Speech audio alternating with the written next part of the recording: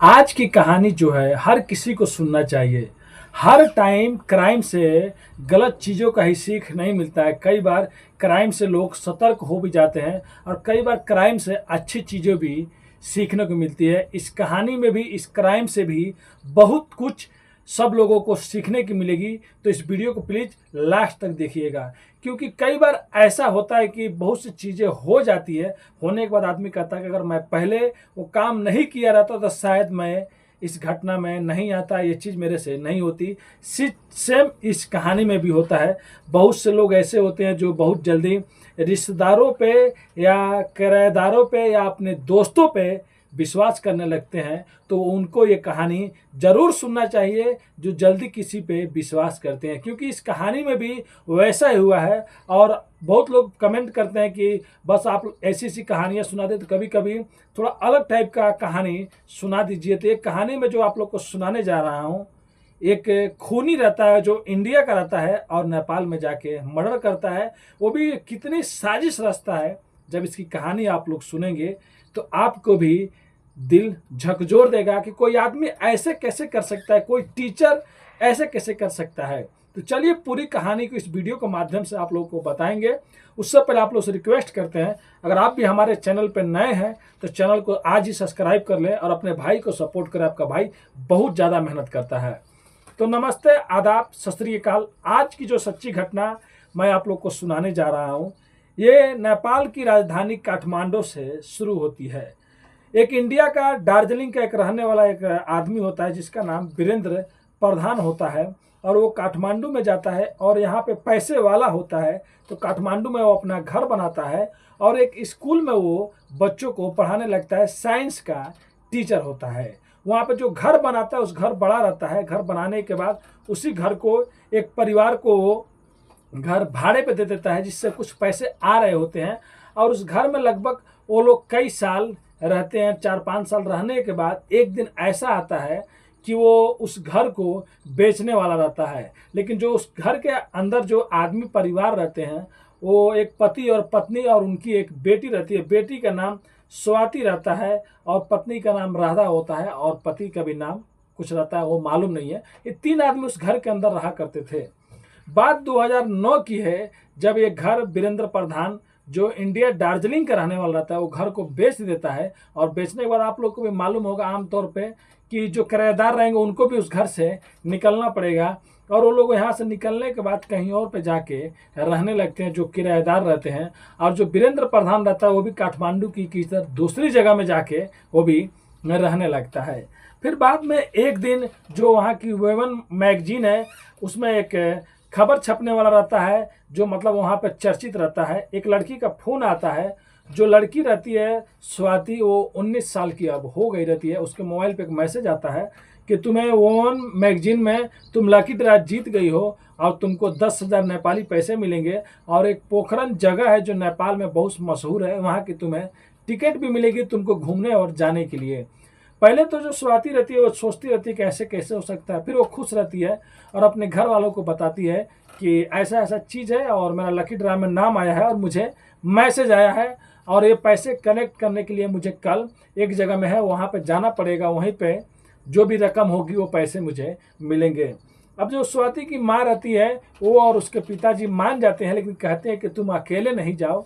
वो लोग अपने जो घर में एक आदमी रहता है, नौकर काम करता है, राम नाम रहता है, उसको कहते हैं कि तुम लेके जाके इसको बस तक छोड़ दो। और वहाँ से वो लड़की चली जाती है। अब जैसे स्वाति वहाँ से उस जगह पे जाती है, उस जगह पे जाने के बाद जब उस होटल के अंदर जाती है, एक लड़की वहाँ पे मिलती है। लड़की होटल के अंदर लेके जाती है और जो लड़की होटल के अंदर लेके जाती है उसका नाम मेरीना साकिया रहता है। वो भी 18-19 साल की रहती है, वो भी एक स्टूडेंट रहती है। अब जैसे स्वाति उस होटल के अंदर जाती है, होटल के अंदर जाने के बाद क्या देखती है कि उसके अंदर उसका पुराना मालिक लैंडलॉर्ड जो ओनर रहता है घर का, वो वहाँ पे बैठा हुआ है, जिसका नाम वीरेंद्र प्रधान होता है। वो उसे अंकल कहा करती थी और ये 19 साल की हो गई रहती है। अब वीरेंद्र प्रधान कहता है कि बैठो, क्या कर रही हो। वो कहती है कि मैं आई थी और ऐसा ऐसा काम है। तो वीरेंद्र प्रधान कहता है ठीक है चली जाना, उससे पहले तुम दूर से आई हो तो एक कोल्ड ड्रिंक पी कर जाओ।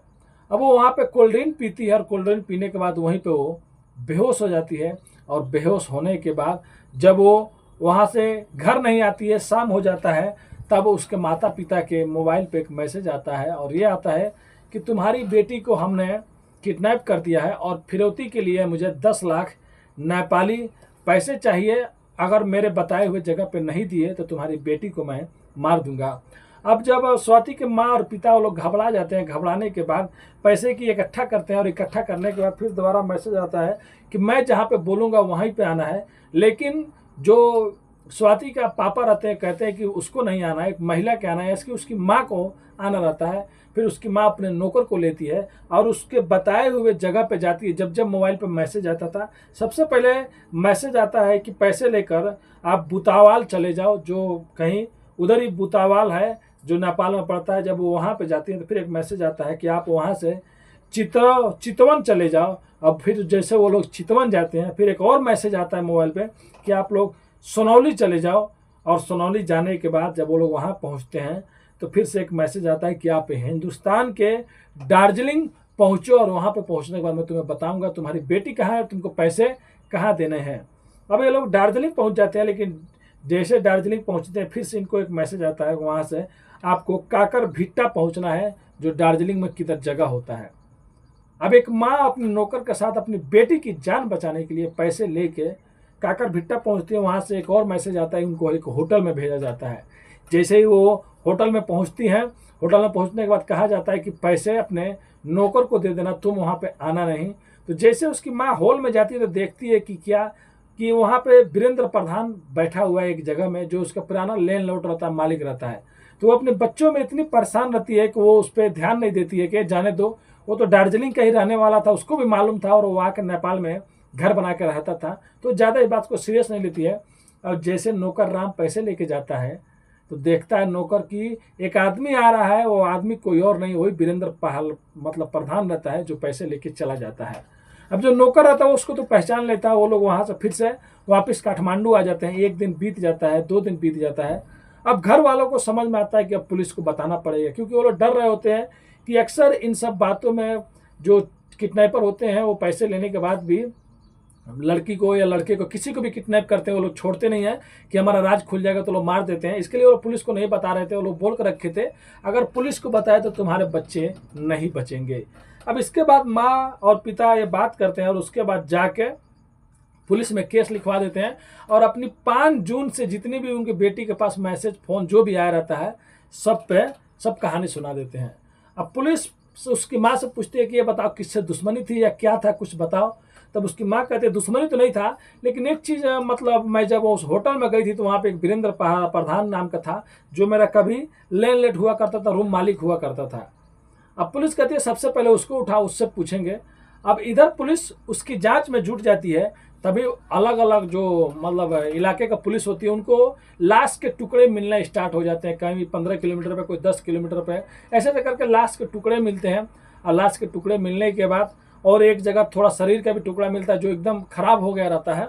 उसके बाद पुलिस जो नेपाली पुलिस रहती है बहुत अच्छा काम करती है। पूरे लाश के टुकड़े को ला के मतलब जिधर मुर्दा घर रहता है उधर ला के एकदम अच्छे से रखी रहती है कि बाद में पहचानने के लिए या कुछ केस में खुलासा हुआ या किसी और का भी होगा तो अच्छा है, वो लोग किधर मतलब नहीं रखते हैं, ला के अच्छे से रख देते हैं। इधर वीरेंद्र प्रधान की जांच हो रही होती है। बाद में पता चलता है कि वीरेंद्र प्रधान एक जगह में बैठा हुआ है और उसको वहाँ से वो लोग गिरफ्तार करते हैं।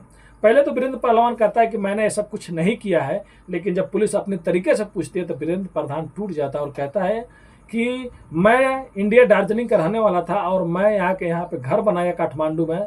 उसके बाद मैं साइंस का टीचर था और मेरा घर बिकने के बाद मैं एक दूसरे जगह में जाके वहाँ पे किराए का रूम पर रहता था। लेकिन घर क्यों बिका मेरा, क्योंकि मुझे जुए की लत लग गई और मैं इतने ज़्यादा जुआ खेलने लगा, पैसे हारने लगा कि मैं अपने घर भी हार गया। उसके बाद मुझे वहाँ पे जाके रहना पड़ा और एक दिन मुझे आइडिया आया कि अब मुझे कुछ गलत काम करके पैसे कमाना पड़ेगा, तभी मेरा घर आएगा और ये सब ज़िंदगी से छुटकारा मिलेगा। उसके बाद वो बताता है कि मैं 1 जून को इसी स्वाति और राधा के घर गया था। जब उसको पहले मालूम चल जाता है कि ये लोग मतलब फिर से काठमांडू आ गए हैं और अपनी बेटी को पढ़ाना चाहते हैं, तो 1 तारीख को ये जो वीरेंद्र प्रधान रहता है उस स्वाति के घर गया रहता है।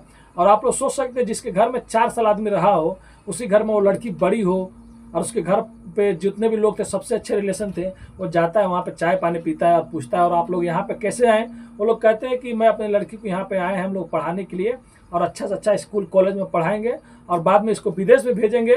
तो पूछता है कि इसके लिए तो बहुत ज़्यादा पैसे चाहिए।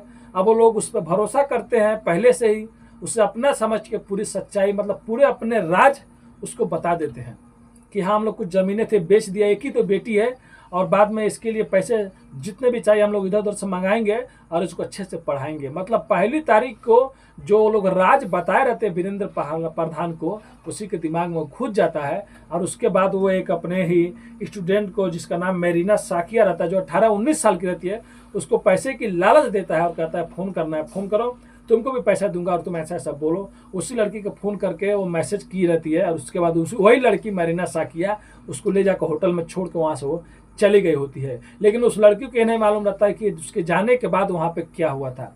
अब वो लड़की वहाँ से चली जाती है, इधर वीरेंद्र प्रधान उसको जो कोल्ड ड्रिंक पिलाता है, कोल्ड ड्रिंक पिलाने के बाद तुरंत वो लड़की बेहोश हो जाती है जो स्वाति रहती है। उसके बाद वो उसके जिस्म के कई टुकड़े करता है, हाथ को 2 टुकड़े करता, पैर के 3 टुकड़े करता है और टुकड़े करने के बाद लगभग 1 या 2 घंटे बाद तुरंत उसको मतलब स्वाति को ही मार डालता है। मारने के 1-2 घंटे बाद वो पहला मैसेज स्वाति के पापा के मोबाइल पे करता, कहता है कि तुम्हारी बेटी किडनैप हो गई है और इतने 10 लाख नेपाली पैसे चाहिए। मतलब जो इस दुनिया में नहीं है उसको वापस करने के लिए वो 10 लाख रुपए मांगता और कहता है पुलिस को बताया तुम्हारी बेटी नहीं बचेगी। पहले ही वो ऑलरेडी उसको मार चुका था, कितना बड़ा वो हैवान था।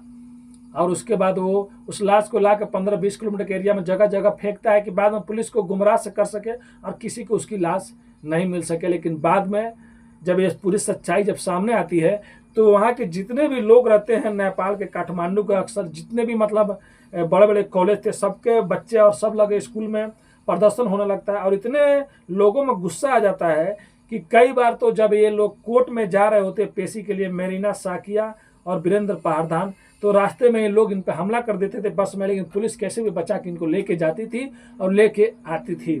तो सोच सकते हैं एक राज बताना कितना बड़ा भारी पड़ गया कि अपनी बेटी के लिए हम लोग जमीन बेच दिए या मतलब कुछ और भी करेंगे, उसको विदेश भेजेंगे। इसीलिए कहते हैं कि हर बार क्राइम से कुछ अच्छी भी चीज़ें सीखने को मिलता है। अपना राज किसी को नहीं बताया, यहाँ पे भी कुछ ऐसा ही हुआ, जिसको अपना समझ के बताया वही कातिल निकला।